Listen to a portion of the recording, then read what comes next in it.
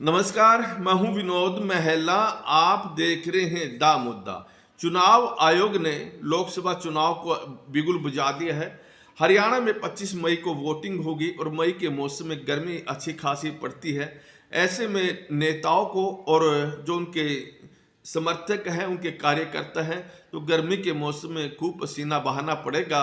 तो देखिए, गर्मी के मौसम में चुनावी जो गर्मी बढ़ेगी, चुनावी जो पारा बढ़ेगा, वो बड़ा दिलचस्प रहने वाला है।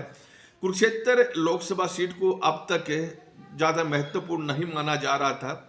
आम आदमी पार्टी और कांग्रेस के जो साझे उम्मीदवार हैं सुशील गुप्ता, वो चुनाव मैदान में उतर गए थे। सबसे पहले टिकट हरियाणा में उनका घोषित हुआ था।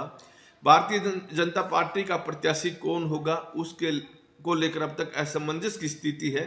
लेकिन आज इंडियन नेशनल लोकदल ने अभय सिंह चौटाला की टिकट की घोषणा कर दी है। अभय सिंह चौटाला पार्टी के राष्ट्रीय प्रधान महासचिव हैं।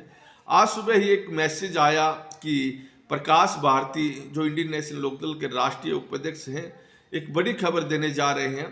प्रेस वार्ता जाट धर्मशाला में हुई और इस प्रेस वार्ता में प्रकाश भारती ने ऐलान किया कि पार्टी के सुप्रीमो ओम प्रकाश चौटाला ने उन्हें मैसेज दिया है कि अभय सिंह चौटाला ही कुरुक्षेत्र संसदीय क्षेत्र से चुनाव लड़ेंगे। जैसे ही अभय सिंह चौटाला की घोषणा कुरुक्षेत्र संसदीय क्षेत्र से हुई, तो यहाँ का जो राजनीतिक समीकरण वो एकदम बदल गया और यह सीट जो सामान्य सीट लग रही थी, एकदम हॉट सीट बन गई। और जहाँ तक की बात करें भारतीय जनता पार्टी की तरफ से यहाँ कौन कैंडिडेट होगा, अभी तक इस पर चर्चाएं जरूर चल रही है। हालांकि कई दिनों से यह चर्चा ज़्यादा कुरुक्षेत्र संसदीय क्षेत्र में फैली हुई है कि जिंदल परिवार का कोई सदस्य यहाँ से चुनाव लड़ सकता है। नवीन जिंदल की पत्नी सालू जिंदल का ज़्यादा नाम उछाला जा रहा है। हालांकि अगर बात करें 21 फरवरी को भी एक ऐसी खबरें बहुत सामने आई थी कि 22 फरवरी को नवीन जिंदल भारतीय जनता पार्टी में शामिल हो रहे हैं और वो प्रधानमंत्री के कार्यालय में सीधे भाजपा में शामिल होंगे। हालांकि वो खबर बिल्कुल झूठी निकली थी और नवीन जिंदल की तरफ से, उनके परिवार की तरफ से कभी नहीं कहा गया कि वो भारतीय जनता पार्टी में शामिल हो रहे हैं। तरह तरह की खबरें चल रही है, लेकिन इस खबर को कल जो प्रबलता उस समय मिली जब मुख्यमंत्री नायब सिंह सैनी के निवास पर पूर्व मुख्यमंत्री मनोहर लाल आए हुए थे। उन्होंने कुछ खास लोगों के साथ एक मुलाकात की और जो उस मुलाकात में लोग शामिल थे, उनमें से कईयों ने बाहर आकर कहा कि पूर्व मुख्यमंत्री मनोहर लाल ने पूछा कि कुरुक्षेत्र संसदीय क्षेत्र से किन्हें चुनाव मैदान में उतारा जाए, तो वहां पर मौजूद लोगों ने कहा कि किसी पुराने कार्यकर्ताओं को यहाँ से टिकट दी जानी चाहिए, क्योंकि पिछली दफा 2019 में नायब सैनी यहाँ से सांसद रहे, अब वो मुख्यमंत्री बन गए हैं। तो जब कार्यकर्ता की बात आई, पुराने कार्यकर्ताओं को टिकट देने की, तो पूर्व मुख्यमंत्री मनोहर लाल ने कहा कि जिंदल परिवार के को टिकट दी जाए तो कैसी रहेगी। तो कार्यकर्ताओं ने कहा कि किसी पुराने कार्यकर्ताओं को देनी चाहिए, ना कि जिंदल परिवार को। लेकिन मुख्यमंत्री का इशारा इसी तरफ ज़्यादा जाता दिखाई दिया उन लोगों को कि पूर्व मुख्यमंत्री मनोहर लाल जिंदल परिवार के समर्थक है टिकट देने को लेकर। हालांकि मीटिंग में से जब वो लोग बाहर आए, कुछ लोगों ने यह बात कही कि पूर्व मुख्यमंत्री मनोहर लाल ने ऐसी बात कही है, लेकिन कुछ लोगों ने कहा कि ऐसी कोई बात नहीं हुई है। खैर, यह खबर बाहर आ गई और बाहर जब ये खबर आई तो पूरा प्रचार हो गया कि जिंदल फैमिली से कोई ना कोई यहाँ कुरुक्षेत्र संसदीय क्षेत्र से चुनाव लड़ेगा। और रात भर ये चर्चा रही और जो टिकट के यहाँ के दावेदार थे, जो टिकट मांग रहे थे, उनके चेहरे मुरझा गए थे। लेकिन आज की बात करें, आज ये खबरें भी सामने आने लगे कि जिंदल परिवार यहाँ से चुनाव नहीं लड़ेगा और जिंदल परिवार ने चुनाव लड़ने से मना कर दिया। खैर, राजनीति में सब चलता है। हालांकि कुरुक्षेत्र संसदीय क्षेत्र में यह बात भी खूब वायरल हो रही है कि आम आदमी पार्टी और कांग्रेस के साझे उम्मीदवार सुशील गुप्ता ने कुरुक्षेत्र से टिकट लेने से पहले जिंदल फैमिली से बातचीत की है। उन्होंने उनसे पूछा है कि क्या वो कुरुक्षेत्र संसदीय क्षेत्र से चुनाव लड़ेंगे या नहीं।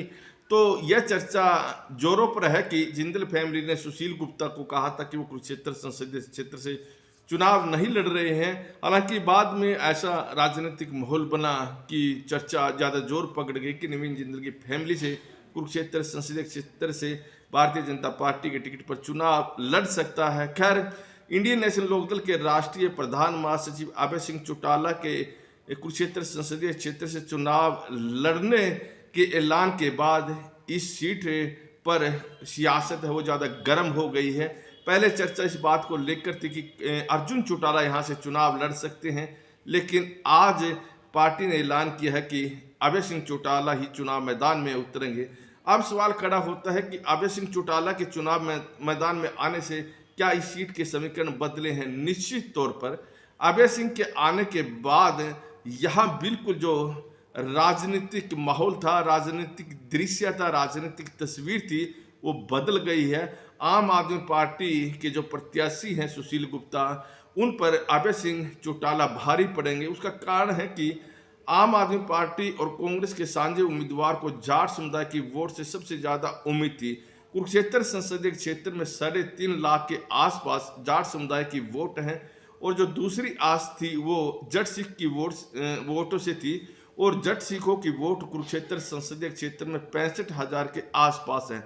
ऐसे में आम आदमी पार्टी के प्रत्याशी सुशील गुप्ता मानकर चल रहे थे कि भूपेंद्र सिंह हुड्डा का प्रभाव भी इस क्षेत्र में है, तो जाट समुदाय की वोट उनके पास आएंगी और जट सिख की।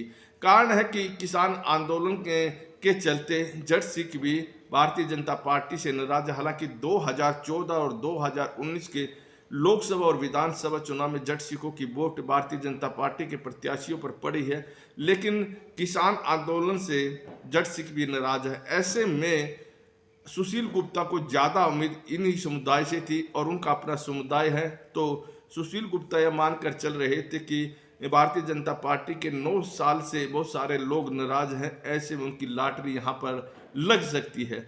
लेकिन अभय सिंह चौटाला के यहाँ से चुनाव मैदान में उतरने से सारे समीकरण अब उनके बिगड़ गए हैं। और देखिए तो अभय सिंह चौटाला का क्या ये निर्णय सही है या फिर गलत? तो राजनीतिक तस्वीर देखिए कि 2019 के लोकसभा चुनाव में और उसके बाद विधानसभा चुनाव में इंडियन नेशनल लोकदल यहाँ पर बहुत कमजोर हुई है, और 9 की 9 विधानसभा जो कुरुक्षेत्र संसदीय क्षेत्र में पड़ती हैं, तो मात्र लाडवा विधानसभा में 15,000 के आसपास वोट शेर सिंह बड़श्यामी की पुत्र वधु को यहाँ से मिली थी। अन्यथा तमाम विधानसभा में इंडियन नेशनल लोकदल को यहाँ ज़्यादा वोट नहीं मिली है, और कभी कुरुक्षेत्र संसदीय क्षेत्र इंडियन नेशनल लोकदल का घट रहा है। तो ऐसे में अभय सिंह चौटाला का ये निर्णय इंडियन नेशनल लोकदल में जान ला देगा, ऐसी बात राजनीतिक पंडित मानते हैं। राजनीतिक पंडितों का कहना है कि अगर जाट समुदाय पूरा इंडियन नेशनल लोकदल के साथ खड़ा हो गया तो नतीजे कुछ और हो सकते हैं। और राजनीतिक की दृष्टि से भी देखें, अगर अभय सिंह चौटाला जीते भी नहीं चुनाव, लेकिन 9 विधानसभा जो कुरुक्षेत्र संसदीय क्षेत्र में पड़ती हैं, यहाँ पर इंडियन नेशनल लोकदल का ग्राफ बढ़ेगा। और 2019 के विधानसभा चुनाव के बाद कुरुक्षेत्र संसदीय क्षेत्र में पड़ने वाली विधानसभाओं की तरफ इंडियन नेशनल लोकदल ने ज़्यादा ध्यान नहीं दिया। वो सिरसा बेल्ट, फतेहाबाद बेल्ट और हिसार और जींद की तरफ ज़्यादा एक्टिव रहे, और अब उन्होंने ये जो चुनाव लड़ा है, तो निश्चित तौर पर जो इंडियन नेशनल लोकदल के कार्यकर्ता हैं उनमें ऊर्जा आएगी, और वो जो सियासी जमीन है इंडियन नेशनल लोकदल की जो दूसरी पार्टी छीन कर ले गए हैं, और अभय सिंह के चुनाव लड़ने से जो वो जमीन काफ़ी हद तक वापस आ सकती है। तो इसका फ़ायदा इंडियन नेशनल लोकदल को विधानसभा चुनाव में भी हो सकता है। और अभय सिंह चौटाला के चुनाव मैदान में आने से चर्चा भी जोरों पर पड़ी है कि चौधरी देवीलाल का परिवार ही ऐसा परिवार है जो कहीं से भी जाकर चुनाव लड़ सकते हैं, और ऐसा अभय सिंह चौटाला ने एक बार फिर किया है। इससे पहले 2004 में अभय सिंह चौटाला कुरुक्षेत्र संसदीय क्षेत्र से चुनाव लड़ चुके हैं, और उस समय वो नवीन जिंदल से हारे थे। और देखिए तो इस दफ़ा अभय सिंह चौटाला और सुशील गुप्ता के नाम तो फाइनल हो गए हैं। भारतीय जनता पार्टी से कौन आएगा अगले 3-4 रोज में यह भी निर्णय हो जाएगा, क्योंकि भारतीय जनता पार्टी की बैठक 1-2 दिन में होगी, और उसके बाद टिकटों की घोषणा भारतीय जनता पार्टी कर सकती है।